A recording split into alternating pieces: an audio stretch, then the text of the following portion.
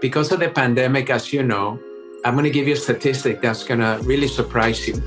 For 30 years, I've been asking consumers, tell me the 3 things that you value the most in your life. And health was less than 10% of the answers. They know what they should be drinking. They know what behaviors are very addictive. They know what they should stay away from. They know what's toxic, but they don't do anything about it. Now, during the pandemic, I've asked the same question, and over 80% of the people have put health as a top priority. So the benefit that the pandemic caused is to make us realize that we are not invincible.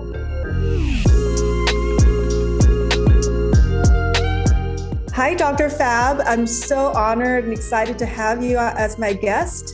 And I know you're a world-renowned expert in health and longevity, and you've been on all these, media outlets, different TV channels, Dr. Phil, the doctors. You're a huge educator in this arena. So I'm just excited for you to share your wisdom with everybody about what you think are the most important things, from your path and in all these education you provided. What do you think are some of the most important tips that you can give people? Thank you, Dr. Joy, and thank you for having me. For me, honestly, the health space has been a passion since I was 16 years old. I had a dream that I wanted to be a doctor, and ever since then, I really started getting involved in understanding how our body heals. And that led me to become a doctor of chiropractic and an acupuncturist, an energy medicine doctor, a nutritionist, and really began this whole path that most conditions that we're struggling with right now can actually be prevented.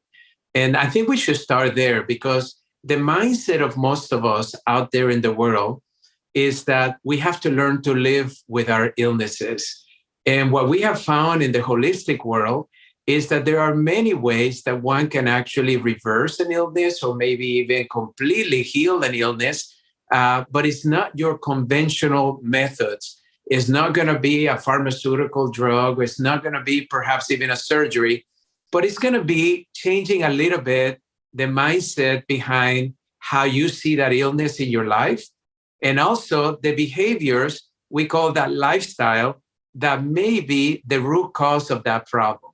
Yeah. So, this is why functional medicine, even though the traditional medical route, all the doctors are still kind of poo-pooing it.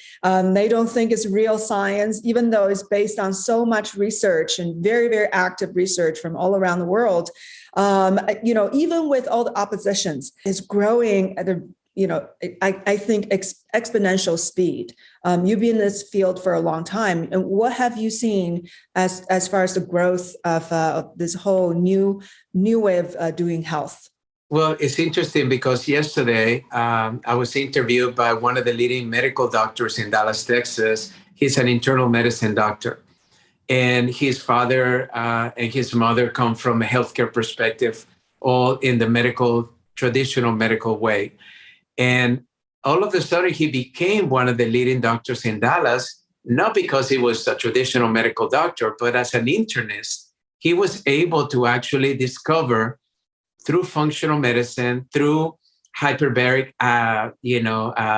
chambers, which are just bringing the oxygen back into our cells, which is so important for our opportunity to heal, and many others. And I asked him that question. I said, as a traditional doctor, why did you change? And why is it that many of your colleagues are still stuck in what they were taught in school? And he said, it's interesting you asked that, because for me, I wasn't getting results in some of the conditions that I was treating. And I am obsessed in helping my patients.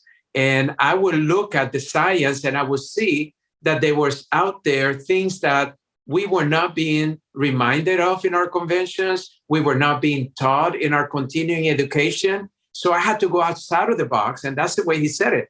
I had to go outside of the box to actually find where some of these techniques were, some of these technologies, some of these services that are allowing my patients to actually heal from things that I couldn't even begin to help heal 10 years ago, 15 years ago. So I think that both for providers, we need to be, just really open-minded and recognize that our oath is to support our patients no matter what. And if you have to stay open because the world is changing so rapidly and things and technology and services are coming in, that many of us are just stuck in the way we do business and do medicine and are not open. And then for the consumers, I think it's very important that you don't rely only on one provider for potentially what could be some of the things you could be doing to help yourselves. For years, 30 years that I've been, over 30 years a provider, how many patients have come to me and said, why did my medical doctor did not tell me about this? Or why did anyone out there tell me that there was something that could help alleviate my suffering? And here I am been suffering for 15, 20 years and nobody ever told me that there was this available. So I think open-mindedness is the key to be able to recognize that there is a science that is holistic, that is non-threatening, but the difference is that science is not trying to manage symptoms. That science is really obsessed with identifying what got us sick in the first place. And I have found in my 35 years of being a provider, and that is two things, honestly, Dr. Joy. It is the way we think. Our thoughts are very toxic. In fact, the new science have said that the average person has over 70,000 thoughts a day. 90% of those thoughts are the same thoughts we had the day before. So we're repetitive in nature. But here it is. 80% of those thoughts are negative in nature. So mentally, we're very toxic. We're thinking negative thoughts. We are looking at the half empty glass rather than the half full glass. We're not looking for things that are working. We're actually becoming victimized for things that are not working. So we need to shift our attitudes a little bit. And then second, we realize that when the discovery of epigenetics, and for those of you that have never heard the words, for many years in science, we have looked at genetics. Those are the genes that are inside your cells. And scientists were saying that they determine about 80% of who you become in life. So if your parents had an illness and their parents had an illness, the chances that you were going to get that illness was very high. Well, today we know through epigenetics that the environment around the cell, which is our lifestyle, what we do in our lives every day, is what determines whether that gene is going to activate itself or not. And most scientists are saying that only 10 to 15% of your genes determine your future. So even if your parents had diabetes and your grandparents had diabetes, now by changing your environment, what we eat, how we structure our lives, the stress levels that we have, all of those things now you can maybe be the one that breaks the change of diabetes in your family so your children can have a better future. So epigenetics have really taught us that our environment, the things that we do on a daily basis, is what really is determining the health of Americans today. Wow, that's extraordinary. Going from what we thought was 80% down to 15 to 20%. I mean, that is so mind-opening and give people so much hope. So what are the things that you have seen that can change, how the genes are determining how we do? Let's say we've inherited some genes that put us at a risk of cardiovascular disease, of dementia, some, musculoskeletal issues. So what can we do so we can lower the determination of these genes? Well, it's interesting because of the pandemic, as you know, I'm going to give you a statistic that's going to really surprise you. For 30 years, I've been asking consumers, tell me the three things that you value the most in your life. And health was less than 10% of the answers. See, most people don't really value health. And you look at it because they know what they should be eating. They know what they should be drinking. They know what behaviors are very addictive. They know what they should stay away from. They know what's toxic, but they don't do anything about it. Now, during the pandemic, I've asked the same question. And over 80% of the people have put health as a top priority.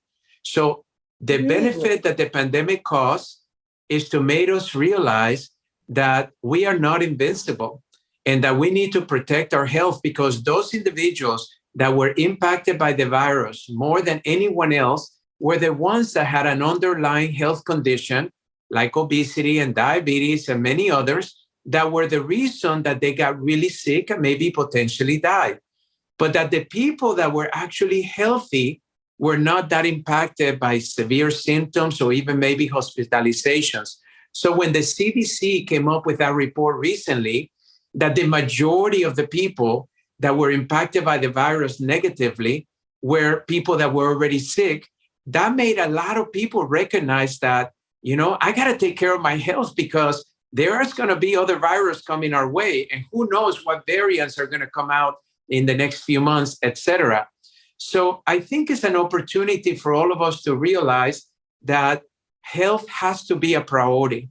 We only get one body. It's that simple. I'll give you an analogy, which I like, because I think it's very important for people to understand.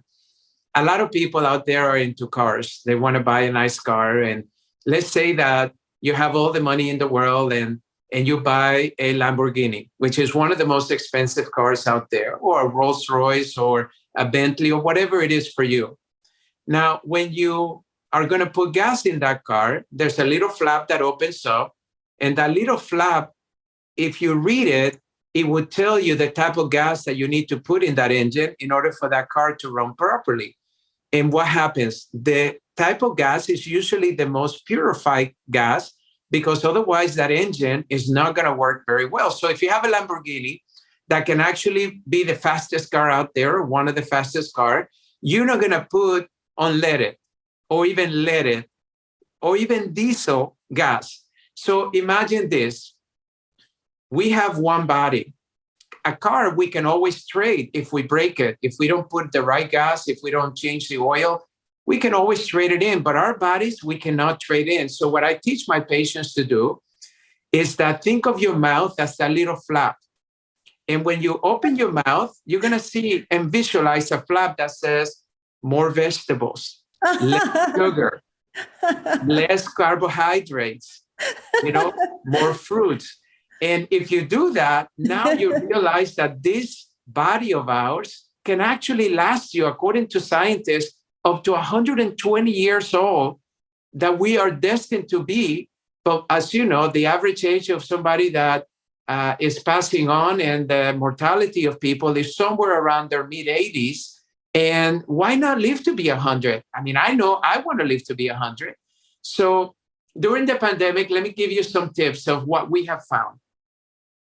One of the key things that a lot of people were not paying attention to during the pandemic, but the statistics kept growing and growing, is the fact that sleep is so essential for you to be healthy. Your body, especially, let's take your brain. Your brain is constantly bombarded with stimulus, with things that you're watching, hearing, all the senses. Well, this brain can get a little tired, especially if you're dealing under a lot of stress.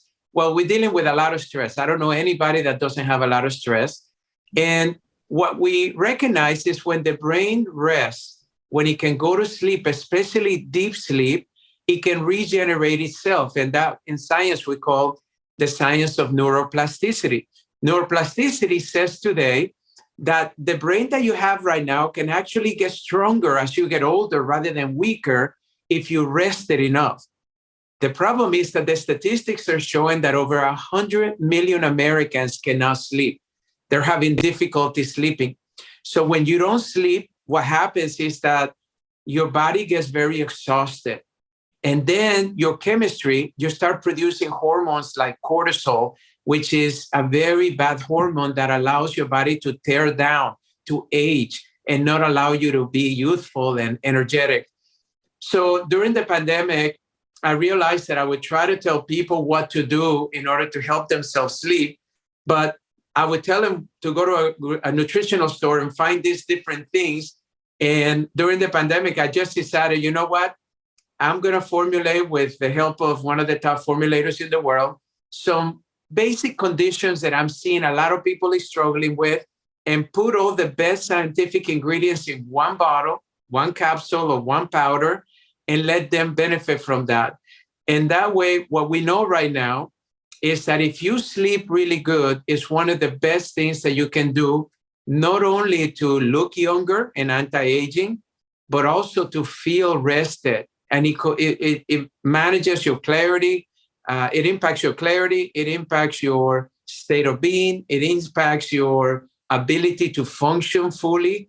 And we all know how we feel when we don't have a good night's rest. So that at least is one.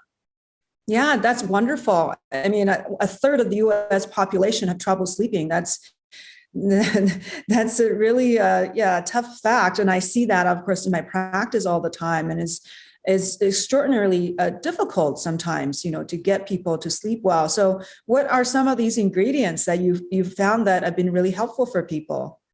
Well, some of the things that we have put in there, of course, a lot of people use melatonin and all of that, and we put some of that in there.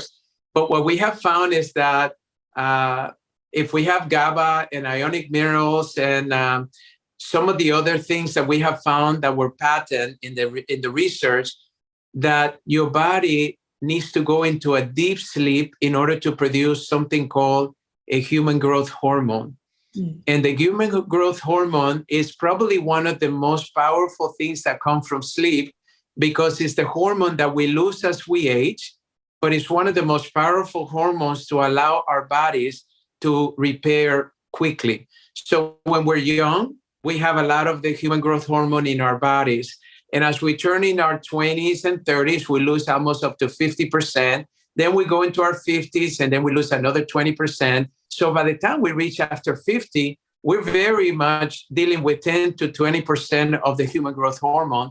And that's why I think it's important for people to recognize that they need to pay attention. The other thing that I do, other than ingredients, is the fact that I share with people that it's very important that before you go to bed, you try to eat at least 2 to 3 hours before you go to bed, because your body needs to get into a more restful place instead of trying to use all that energy to digest the food. And what we were finding is that most Americans, they work all day. Many times they forget to eat lunch, and then they get home all exhausted, so they don't have time to cook. So they stop by the fast food, or they order the pizza, or they order Chinese, and they order all this food that may or may not be the healthiest for them. So most people, unfortunately, do not have a restful night. The second thing that I recommend is that you do meditation if you can before you go to bed instead of watching TV. We know that already the rays from the television stimulate our brain to the point that it gets us to too much alertness and we don't have the ability to sleep. And as you know, you and I use BrainTap, which is one of the greatest technologies I have found, that instead of just doing a basic meditation, they have devised a goggle that has the sound and the frequencies, but they also has LED lights that actually rest your brain and allows you to have even a deeper sleep than if you don't use it. And it's been one of my greatest things that I've had for the last year, and one that I love. So do meditation. For some people, if they have faith, we have found that in the research, prayer just works just as well with meditation. So if you rather just pray before you go to bed, regardless of your religion, we have found that that can also calm your brain to the point that it's very soothing, just like a meditation does. So those are the things that I recommend individuals to do, and they work extremely well. Wow, these are amazing tips. So the first one you mentioned about the negative thoughts, the 80% of the thoughts coming into our mind being negative. So I'm sure meditation would be a good way to combat that, right? Putting it to a different state of mind. And the meditation, such as BrainTap, do have guided meditation where it brings you information that are more positive, more self-affirming. What are your suggestions for people who are bombarded with these negative thoughts? Any other tips for them? So one of the things that is really beautiful about the understanding how the brain functions is the fact that now that we understand that the brain has the ability to change a thought pattern and take a negative belief system. Let me give you an example. If you feel and you were raised in an environment that you were no good and you were not going to amount to anything in life and you were never going to be successful because nobody in this family is ever successful, and that you're probably going to end up in jail or dead, or you're going to end up to be an addict or an alcoholic. There's a lot of people out there that struggle with that because those impressions, especially in the early stages of our lives, scientists say between 0 and 7 years old are the most crucial to program the subconscious mind. The problem with the subconscious mind is it's over 95% of those thoughts that we talked about. You're not even aware that you're thinking negatively, but it's stuck in the back of your head. So for years, we have learned that meditation, especially guided meditation, allows you to actually replace the negative thinking in your subconscious mind with positive thinking. So as you hear the meditation, you can actually change that pattern. But then in the last probably 7 to 10 years, now we have actually electron microscope where we can see how a belief system or a negative thought, when it's replaced with a positive thought, you have new synapses that are born, and the old ones completely go away and they disappear. So imagine this, it's like when you have a plant that you have all these weeds that are growing, and all of a sudden you decide, I'm going to replace the weeds with some new fresh soil and new fresh plants. Now all of a sudden the weeds go away and they start dying, and the new plants can actually surge. And that's exactly what's happening in our brains all the time. We are planting new seeds. We are planting new flowers that are more positive in nature. So instead of all that negative self-talk, I'm not going to amount to anything, your meditations, your guided meditations are going to be more of a self-worth. I am worth of being successful. I am intelligent. I am valuable. I am going to be extremely rich. I attract money every single day more than the day before. Whatever your guided meditation is, what we know now through science is that you have the ability to replace all those negative thoughts. So for me, I started working with my children since they were very young, because I know that we're not the best parent. We always do the best we can as parents, but there's no perfect parent. So what I wanted my children to have is to have the ability to do meditations as early as possible, to start changing those patterns into more positive. And then when I bought the Brain Tap and I started using it, that's what I gave them as gifts. And to this day, they're 22 and 25. They say that it was the best gift I've ever given them, because it's a gift that will change their future by being able to change all that programmation, that even if they have insecurities about their new jobs, or even if they don't think that they are capable of having a presentation in front of a CEO of a client, or if they don't feel like they will attract the perfect relationship in their life, now they realize they have a tool to replace all of that. Yeah, amazing. Yeah, thank God for technology. And for Dr. Patrick Porter for spearheading it.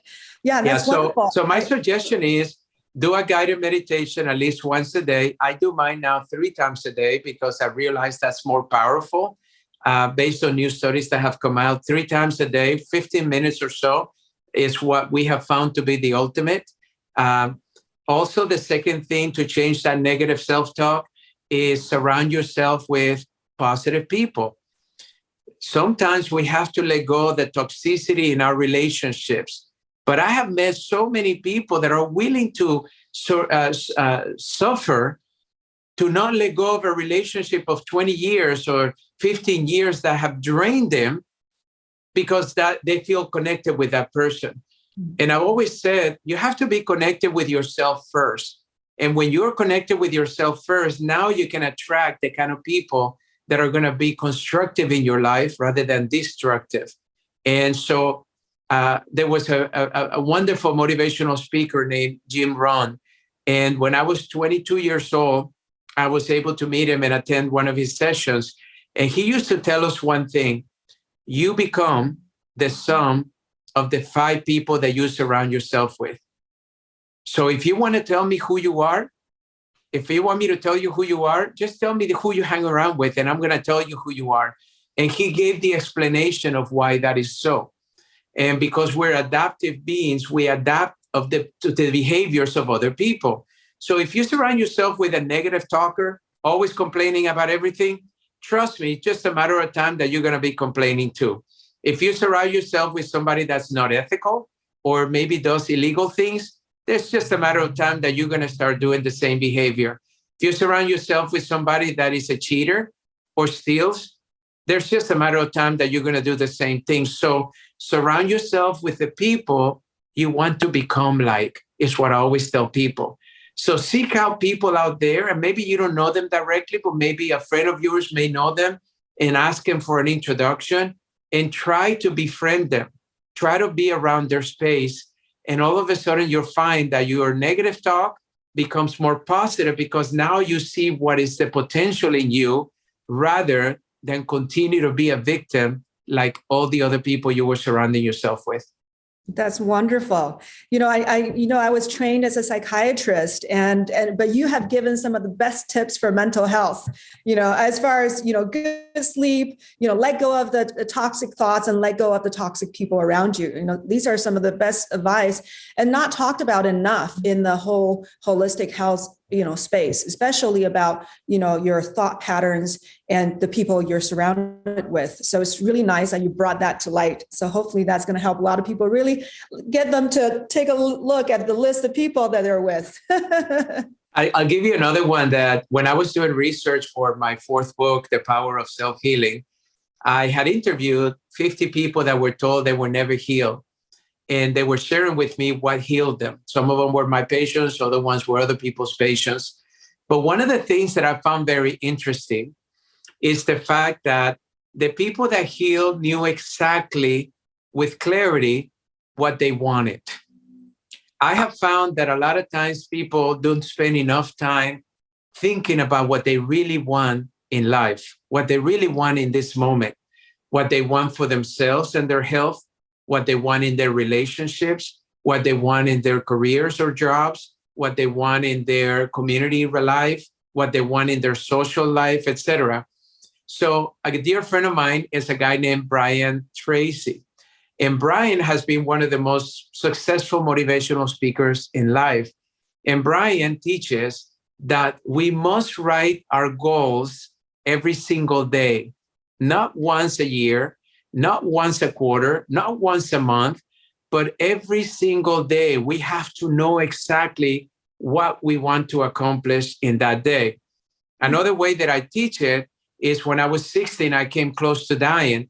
And ever since that day, I learned a principle to live every day like if it's your last. And I truly live like that. I go to sleep at night, not expecting to wake up. And I wake up not expecting to really have one more day to contribute. So imagine this. If all of a sudden you think that tomorrow is your last day, what would you put in that paper as to the things you want to accomplish that day?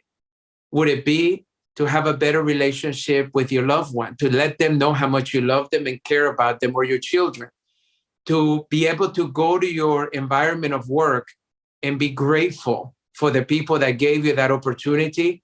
Or perhaps if you're the boss and the owner, that you're going to be grateful for all the employees that support your vision so you can have this very successful business.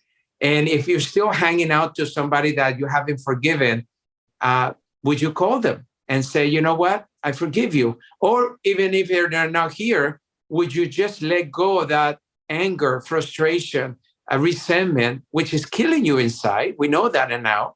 All those emotions change the chemistry of our bodies.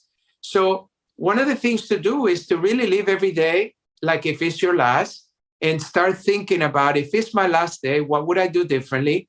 And number two, write down specifically the 3 or 5 things that need to happen that day for you to feel like you were productive, for you to feel that that day mattered. Because during the pandemic, one of the interesting statistics is that the average person was watching over 10 hours of television a day. No. Oh my God. We have been averaging 4 to 5 hours over the last 10 years, but it more than doubled because people were binging. You know, they were sent home. They could not go to work. Some people took that as a vacation that lasted 2 years, right? And some people are still there. And they were watching everything on Netflix. The subscriptions of digital television more than tripled during the pandemic because people were just trying to entertain themselves. They were trying to escape the reality of the challenges that the pandemic caused in our lives, whether we're financial, relationship-wise, or whatever. And to me, is your day really a day that was productive by you spending all that time watching television? I don't have any problem in you entertaining yourself if there's a show that you like or a movie you want to watch, but there is so much to do every single day to contribute to life. And that joy of contribution is what makes you happy. It's that joy of contribution that creates the money that people will pay you for the value that you bring to them. So that way you can get out of the hole that the pandemic caused as far as your finances. But if you want to have a pity party, if you want to get into that victimized mentality, if you want to escape the reality, then unfortunately, you're going to end up watching more TV than you need to, overeat more than you need to, and not move your body because you're going to be stuck to that couch or that bed instead of getting out there and even doing jumping jacks and sit-ups or push-ups in your own living room just to get your body moving. And that's some of the things that people have really struggled with during this time. I see. Wow.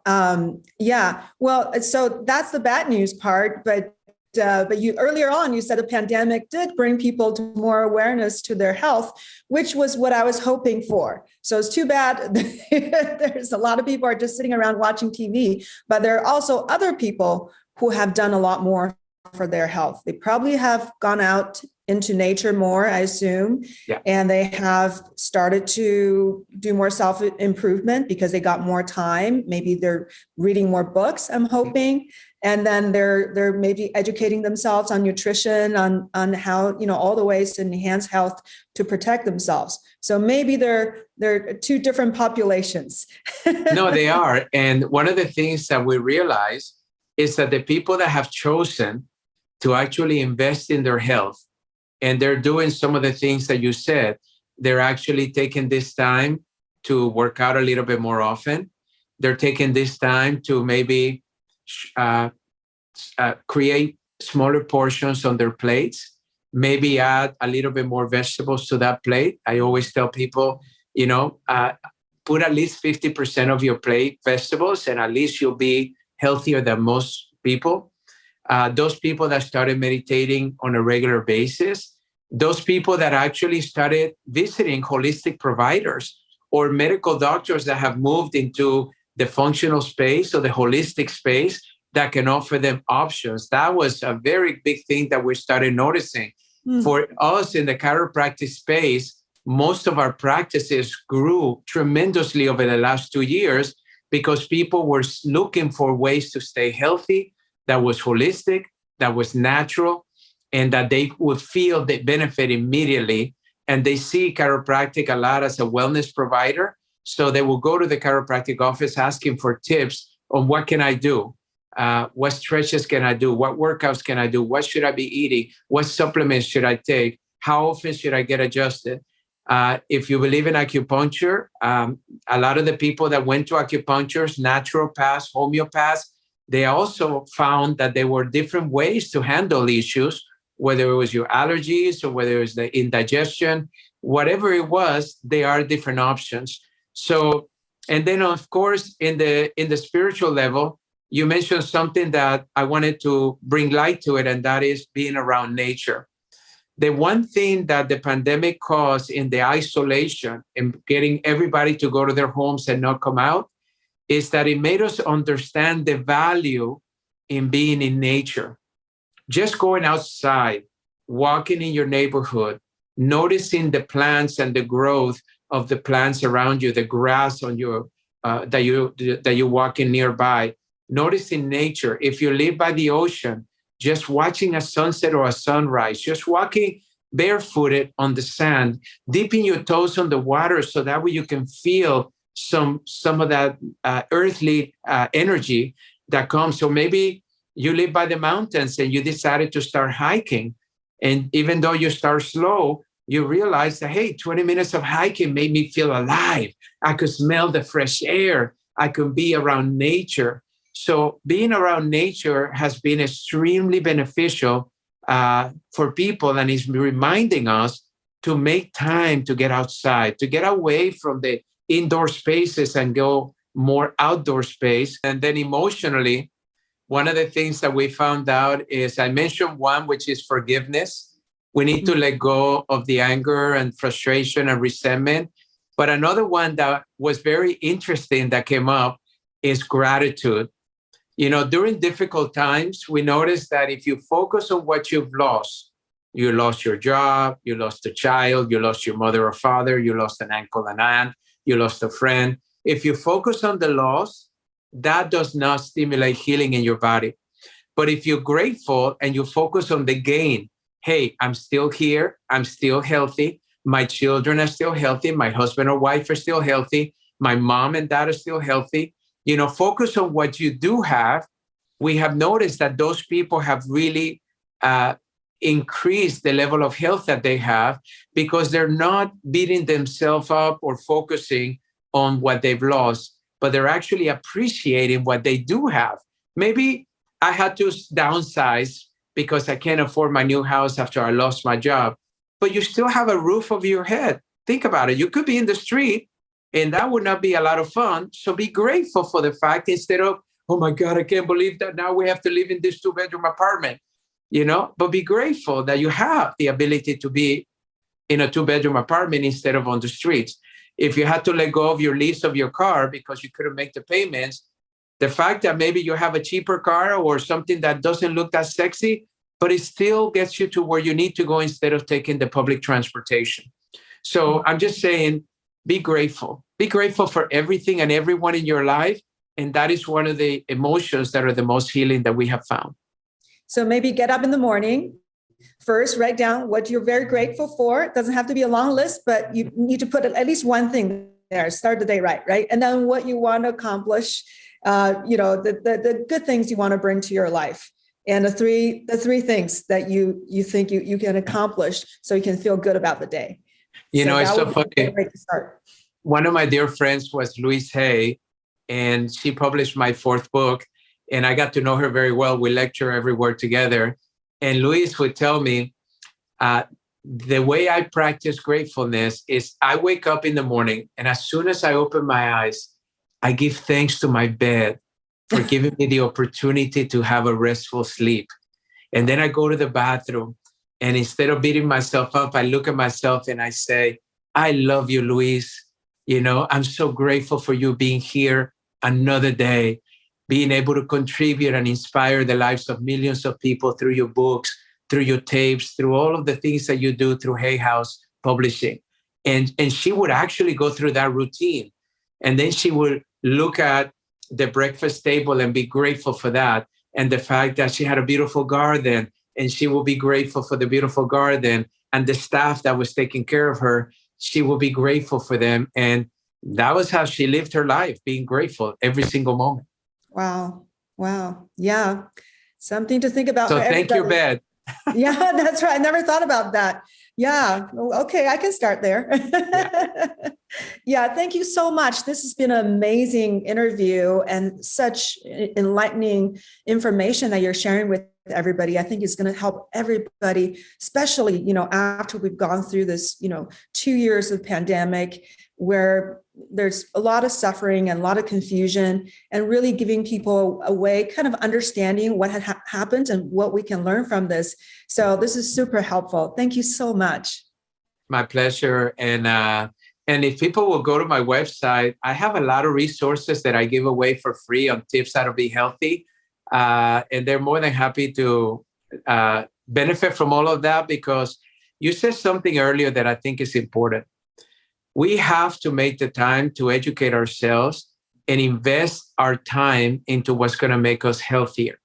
And that sometimes comes from a resource. It could be this video. It could be an audio tape. It could be a podcast. It could be a YouTube video. It could be whatever it is.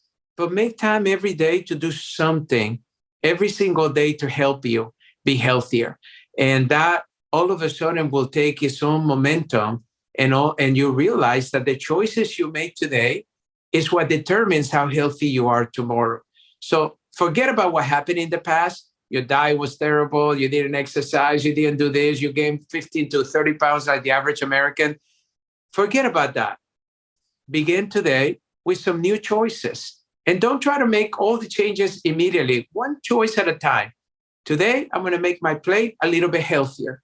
Today, I'm going to move my body maybe 10 more minutes. Today, I'm going to spend 15 minutes looking to a healthy resource that's going to teach me a little bit about how my metabolism works, or how can I improve my digestion, or how can I actually purify my air around me, or whatever the case may be. Make those choices every day, and little by little, you'll notice that it becomes a way of life. And now you discover the secret of what it really takes to be healthy, and that is making good choices every day, one at a time. And then all of a sudden, you find yourself looking younger, looking the best you've ever looked, feeling energetic, feeling a positive and abundance in your mindset. And that's how we do it. We have to start with where we are, and we make good choices, good decisions every day. And pretty soon that becomes our life. Yeah, wonderful. And I know you've written books about all these subjects, right? So 4 books. I just wrote another one during the pandemic. Is coming out in a couple of months. Oh, wow. But I just feel like I never thought I would be a good writer, but I have a lot of common sense, but because I do so much media, I have to break complex subject matters into simple, digestible tips. And what I believe right now is that people are looking for things that are easy to do, that do not take a lot of change in my lifestyle, that do not require a lot of my energy because I'm already overwhelmed, that can give me the most bang for my buck. If I'm going to change 10 minutes or invest 10 minutes of my time, what's the most that I can get out of those 10 minutes? And that's what I've been trying to help people over the years, is no matter what's happening around us, is to recognize that there are things that you can do. They don't require a lot of time, a lot of money, or a lot of effort. They just require for you to make a decision. I'm going to do them. And I'm going to be consistent in doing little things every day until I get to the point of where I want to be. Yeah. And I'm sure that's what you practiced yourself, right? To get to this very happy, balanced place where you are accomplishing a lot in life while enjoying life. Every day. And it's interesting because I look at others that help me improve the areas that I know I can improve upon.